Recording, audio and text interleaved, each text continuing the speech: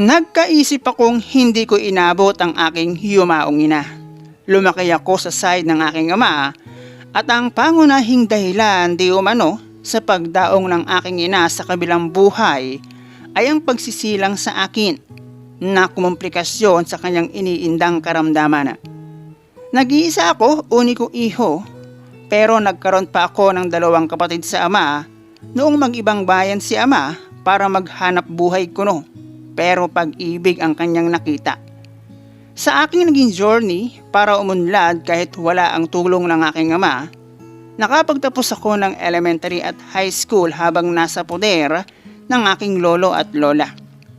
Nag-working student ako para makapag-college at noong makagraduate ako ng 2 taon, dahil iyon lang ang aking nakayanan. Nagkaroon ako ng trabaho hanggang sa magkaroon ako ng contact sa side ng aking yumaong ina. Mga pinsan hanggang sa aking mga tito at tita. Nagawi ako sa lugar nila at doon ko nakilala si Lola, ang ina ng aking yumaong ina. Panganay ang aking ina sa 7 magkakapatid, kaya naman may asim pa si Lola ng aking makilala. Naging close ako sa aking Lola to the point na doon lang niya ako pinatutuloy sa kanyang bahay. Dahil sa kanyang kwento ay 6 na taon na siyang biyuda at kailangan niya ng makakasama sa bahay. Bukod doon, ako pala ang unang apo at hindi niya nakita at nakasama ng matagal na panahon. Sa pagdaan ng araw, linggo at buwan na nasa poder ako ng lola ko, may mga bagay akong natuklasan na ni sa panaginip hindi ko naisip. Ang lola ko may itinatagong hilig. Napaisip ako ng mga sandaling iyon na totoo pa lang ang ilan sa may mga edad na ay hindi basta-basta nagpapatalo na lang sa kanilang edad. At mayroon talagang kahit may edad na or lolo at lola na, mahilig pa. Namili ako sa kung dapat ba akong umalis sa poder ng aking lola dahil sa aking naging sitwasyon. Lalo't ako lang naman ang alam nilang kasama ni lola. Mula kasi nang ibigay ko ang kanyang hiling kahit sa loob.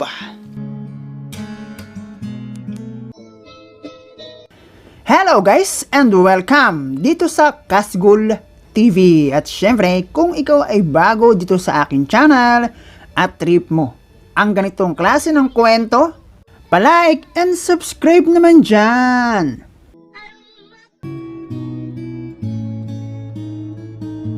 Mutain at batang walang muwang sa paligid nang iwan ako ng aking ina sa aking ama sa kadahilan ng hindi na kinaya ng kanyang katawang lupa ang pinagsamang hirap ng panganganak at kanyang iniindang karamdaman. Ang kwento ng aking kinalakhang magulang ang aking lolo't lola sa side ng aking ama. Mula sa isang lugar ng probinsya ng Quezon, 40 years old, at tawagin mo na lang ako sa pangalang Alfred, single but not available. Mula sa lugar kung saan ako nagkaisip ay napatunayan ko na kung gaano kahirap ang buhay nang walang inaasahang magulang. Simula pa lamang sa aking pag-aaral ng elementary, bagamat ako'y nag-iisang binubuhay ng aking lolo at lola, pero dahil na rin sa kanilang edad at estado sa buhay, na tila ligaw na labuyo sa kagubatan, ay walang source of income. At umaasa lamang din sa kung ano ang iaabot ng mga anak. Sa amin sa probinsya, hindi ko naman sinasabing hindi uso ang pera. Hindi ko rin naman sinasabing mahirap kami dahil meron akong alaala ng aking kabataan na meron kaming malawak na palayan. At dumarating ang pagkakataon kapag anihan ay napakaraming tao sa amin. Eto yung mga taon kung saan naaalala ko pang kasama namin si ama at meron pa akong tinatawag na tatay. Naliligo sa ilog at sama-samang kumakain sa tabing ilog, plato na dahon ng saging at ang bihira kong matikman dati, ang sardinas na master. Kung ano ang kulay at packaging ng master na inyong nakikita sa mga tindahan ngayon, ay iyan pa rin yung dati. Sa kung paanong noong mag-aral ako ng elementary, ay naranasan ko ang mag-school ng ni piso, ay wala ako sa bulsa. At isa ako sa mga estudyante na tamang tingin lamang sa mga may pambili ng pagkain kapag recess. Bagamat ganon, ay naging makulay ang aking pagiging estudyante, pero dahil sa kalokohan, nariyan nang nandadakma na ako ng palaka ng may palaka at takot na takot akong isumbong sa aking lola dahil panigurado garuti ang aabutin. Dahil na rin sa aking pag-iisa o nag-iisang bata mula sa tahanan na aking kinalakihan, ay kinasanayan ko ang mag-explore ng nag-iisa sa gubat at ilog ng nag-iisa at walang iniisip na panganib. Ang nasa isip ko kasi hanggat wala akong nakikita, hindi ako maniniwala. Kung hindi ilog at gubat, wala namang iba na pwedeng galaan. Ang aking natatandaan, bago pa ako mag-aral ng elementary, ay wala na sa bahay si ama. At ang aking pagkakaalam ay sumama sa aking tinatawag na ninong para maghanap ng trabaho sa ibang lugar. Kung hindi ako nagkakamali, bago pa ako makagraduate ng elementary, ay natagpuan na ni ama ang kanyang ikalawang pag-ibig. First year high school ako noong magkaroon ng kapatid sa ama, isang babae. Dahil kasama ang aking tinatawag na stepmother, ay bumisita sila sa amin. Laki ako sa aking lolo at lola at nasa tamang pag-iisip na rin. Kaya siguro, hindi na rin nila ako tinangkang kunin at kung magkaganon man ay wala akong planong sumama. Kahit kasi ganoong pinaghihirapan ko ang bawat singko na magiging laman ng aking bulsa, ay ramdam ko kung gaano ako kaimportante sa tahanan na aking kinalakihan. Hindi ko alam kung bakit ganon, siguro dahil na rin sa nasanay ang magkakapatid ni na ama ng kanya-kanya. Marami kasi akong bagay na binibili ngayon na hindi ko nabibili noong aking kabataan. Maging sa pagkain nga.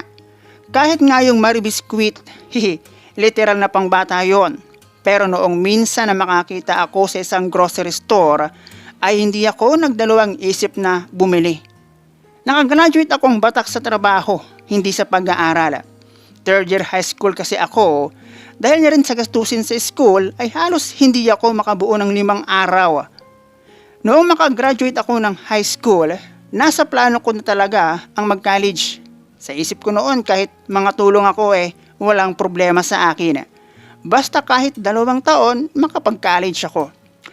Isang may kayang tao ang nagmalasakit sa akin, itago na lang natin sa pangalang Leo. Meron siyang lote sa lugar namin, may bahay din siya doon at masasabi kong mayaman siya. At nakita ko ang pagkakaiba ng kanyang pamilya kumpara sa amin noong minsan na matulog siya sa amin. May dala siyang panghapunan at nagtaka siya noong makita na pagkaluto ng isda ay hinati ng lola ko sa gitna. Kung hindi ako nagkakamali, tulingan yon na nasa 2 to 3 finger ang laki at sa kanila raw ay hindi na hinahati yon at pinagtatag-isahan na nila. At kadalasan isang lutuan, isang kainan. Natatawa pa nga siya habang nagkukwento. Nanirahan ako kina Manong Leo at nagtrabaho ako doon bilang boy. Utusan, gano'n. Meron kasing grocery store ang kanyang misis habang si Manong Leo naman ay napasok ng office bilang ewan ko kung architect ba o engineer. Basta gano'n, malaking tao siya pero Pilipino siya.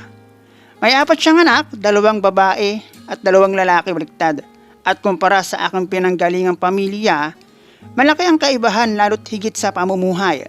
Mabait sila, wala akong masasabi roon at sila ang imahe ng mayaman na may mabuting puso. Dahil kahit iba ako sa kanila sa unang pagkakataon, nasusubo ako ng pagkain kasabay nila ako. Akala ko nga tataba ako doon Ang dami kasing pagkain. Nag-aaral ako ng 2 taon, IT. Doon ako una nakahawak ng Game Boy, nakagamit ng computer. Yung tipong kahit sabit lang ako sa kanila pero para akong nagbuhay mayaman. Noong makarating kasi ako kay Manong Leo, parang naging 0 to biglang 100. Every 3 to 5 months, nauwi ako ng probinsya para bisitahin ang aking lolo at lola. And sad to say, wala ako sa feeling ng aking lola noong siya ay sumakabilang buhay. Ang isa sa pinakamasakit na parte ng aking buhay. Yung lolo ko naman, kinuha na ng isa sa aking tita sa Manila. Kung hindi ako nagkakamali, wala pang 2 taon, noong sumakabilang buhay ang lola ko, yung lolo ko sumunod na. Para sa akin, doon na naging ganap ang aking pagkaulila. Ang masakit, yung 2 tao na mahalaga sa akin sumakabilang buhay nang wala ako sa huling sandali ng kanilang buhay. Moving on, mapayapa akong nakagraduate ng 2 taon sa college. Medyo nakakatawa lang. Dahil college na ako, noong first time kong gawin ang magkating class na isa sa aking kinatatakutang gawin noong high school days ko. Kung may tatanong nyo naman ang aking love life, ay magsimula tayo sa aking puhunan. 5'6" in height, sa kulay ay Pinoy na Pinoy, may slim na pangangatawan, hindi kagwapuhan pero mismong anak na dalaga ni Manong Leo ang nagsabing malakas ang aking appeal sa babae. At siguro yun ang dahilan kung bakit simula nung mapadpad ako sa kanila ay hindi ko naging problema ang aking assignment. Noong high school, wala akong time sa pag-ibig Wala Nasa kung paano ako magkakaroon ng baon sa mga susunod na araw ang priority ng aking kokote. Noong college naman ako, hindi rin ako nakapag-jowa. Although high school at college ay halos puro babae ang aking kilala. Maganda rin kasi yung anak ni Manong Leo. Ayaw ko lang tablahin bilang respeto. Noong nandun pa ako sa bahay nila. Pero nung makalis ako sa poder nila ay ibang usapan na. Noong makagraduate ako ng 2 taon sa college, nag-offer sa akin si Manong Leo ng pansamantalang pananatili sa kanilang bahay habang hindi pa ako nakakahanap ng trabaho. Ang totoo niyan, sa aking unang trabaho ay si Manong Leo ang nagbakir sa akin. Kaya wala nang gaanong rekotitos ang aking naging pag-a-apply. Dahil wala naman akong naging utang sa pag-iipon ng requirements, madalit sabi, buo kong nakuha ang aking unang sahod. At kahit alam kong mapera ang pamilya kung saan ako nakatira, ay nag-treat pa rin ako ng foods. That time kasi, tulad ko ay meron na ring trabaho ang babae na itago na lang natin sa pangalang Ana, ang panganay na anak ni Manong Leo at ng misis niya. Si Ana ang aking unang naging GF at naganap ang aking panliligaw 3 months after kung mangupahan. Doon mismo sa apartment na aking tinutuluyan ay isinuko ni Ana ang kanyang talaba bilang aking panghimagas. After lunch kasi yun, after kasi naming mag-lunch sa isang sikat na fast food, inalam niya kung saan ako nagre-renta ng bahay. Kainitan yun dahil 2:00 na iyon. Ang totoo niyan, medyo kabado pa ang inyong bida. Ang nasa isip ko kasi, what if makabuo kami? Paano na? Alam niyo na, that time kasi hindi pa ko eksperto. Kung sa mga baguang sniper, kahit di teleskopyo na, abay, nagmimintis pa. Chubby, maputi, at talagang yayamanin ang kutis. Mataas ako sa kanya, siguro nasa 5'3" ang height ni Ana. At literal na malusog.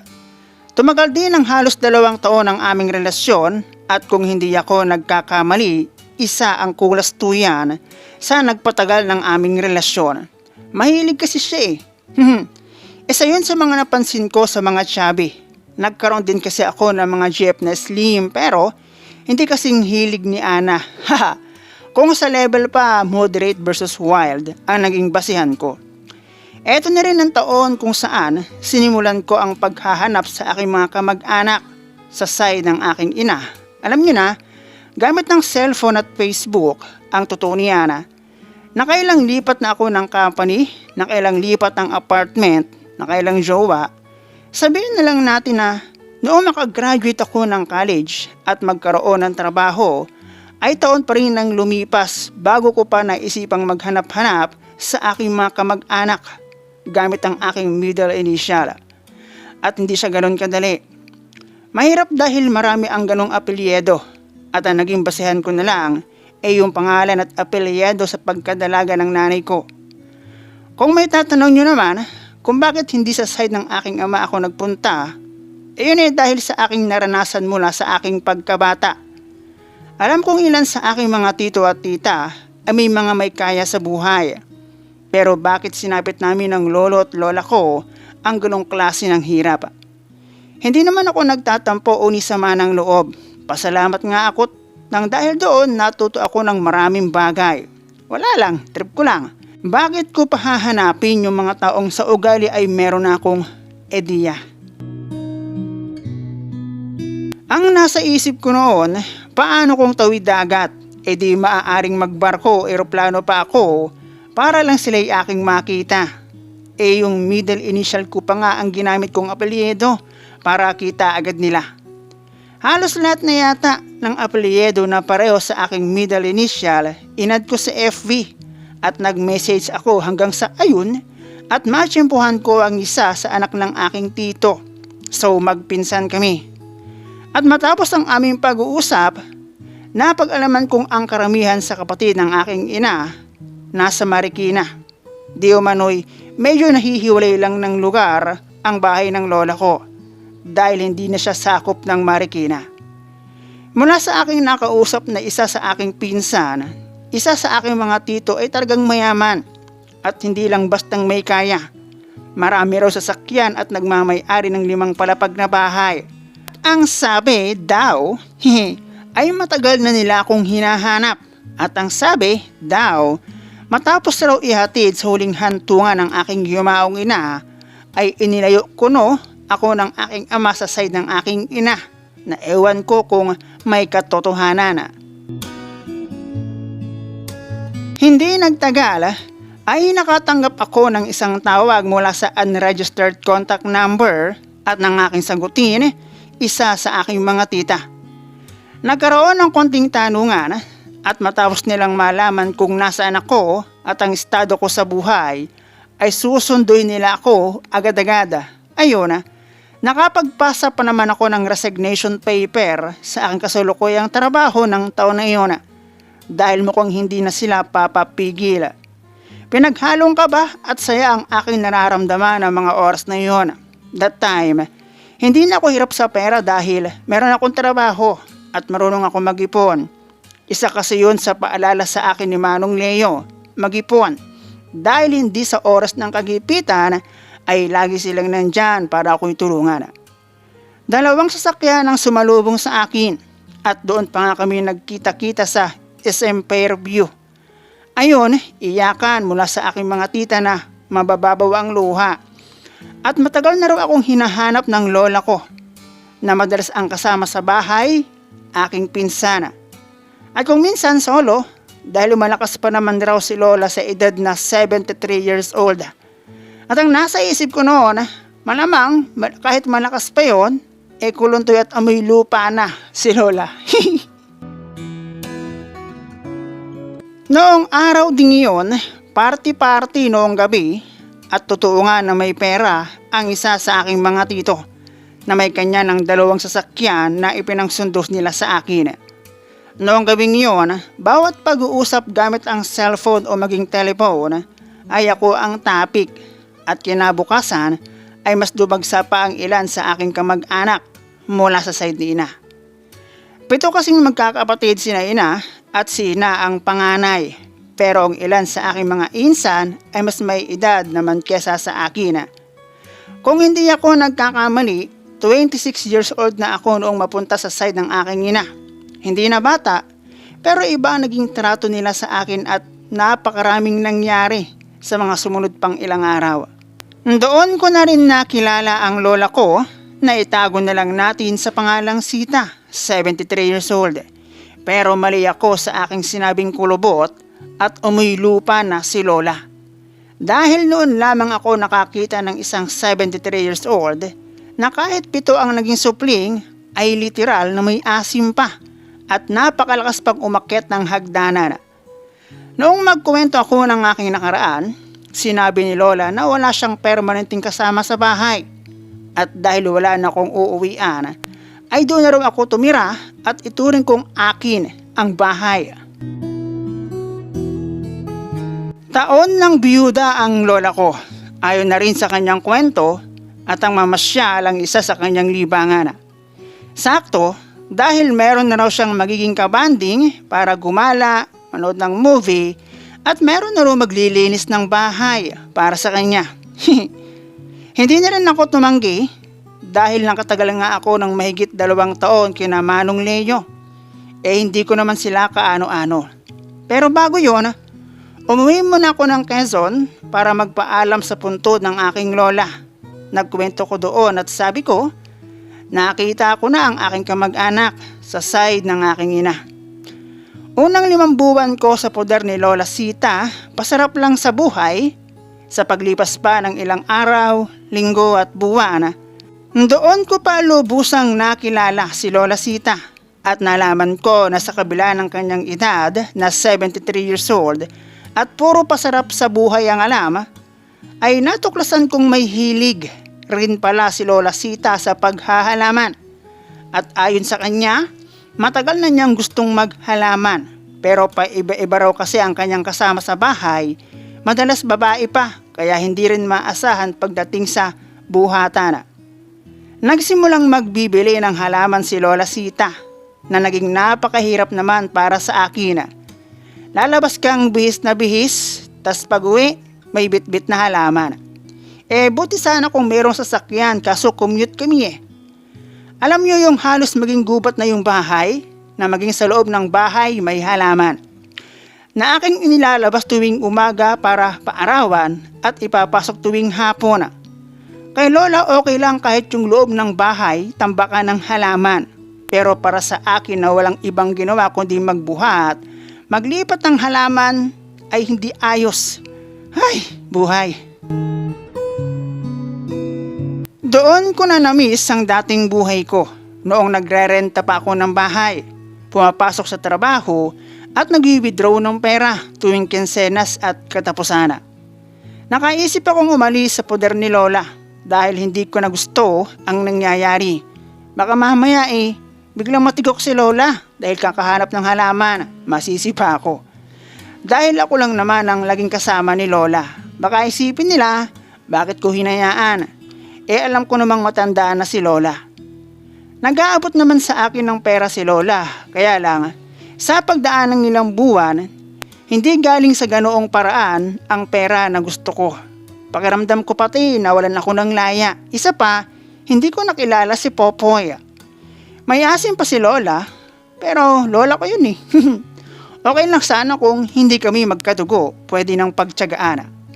Aminado naman ako may pagkaloko-loko din pero iba pa rin yung presko. Hindi ako umabot ng 1 taon sa poder ni Lola Sita. Pakiramdam ko naging kasambahay ako . Kaya pala papalit-palit ng kasama sa bahay. Nakakapagod ang lola nyo.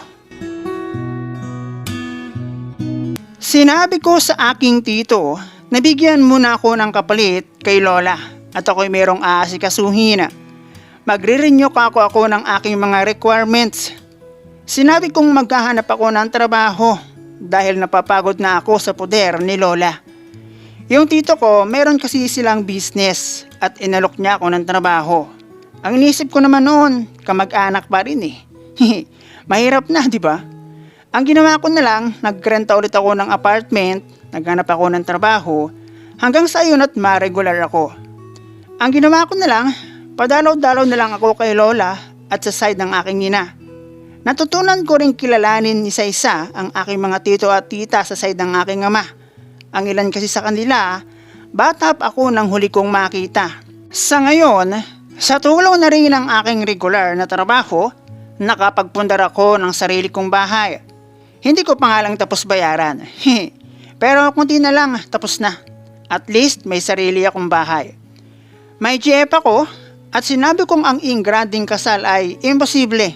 Pero ang simple ay posible at higit kong live-in. Yung lola ko sa side ng aking ina, sa maniwala kayo o sa hindi, ayun, hanggang ngayon buhay pa. Steak pa ang gustong kainin.